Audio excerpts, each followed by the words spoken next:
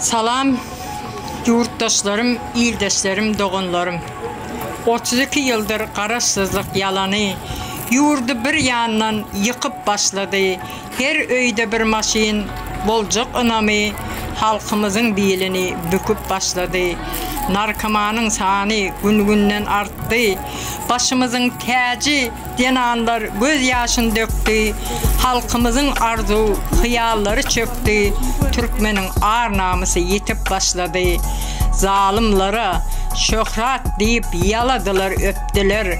Halkımızı yat yurtta kulçuluğu mecbur ettiler. Cinayetçi terör tapar yurdumuzda devran sürdüler. Yaş neslimiz yetimçiliği çekip başladı. Daşar yurda arkayın öz erkine çıkan yok. Kovurgosun pullarını aldırmanı çıkan yok. Cinayetçi terör taparın gözleri hiç doyan yok. Yurdun içinden her kim kaçıp başladı. Haram olu samsıklar, sizin sonunuz geldi. Halkımız 2024 yıla hoş geldin dedi. Ehli Oğuz milletin ağır namusu oyandı. Bu yıl halkın yılı, size cehennem başladı.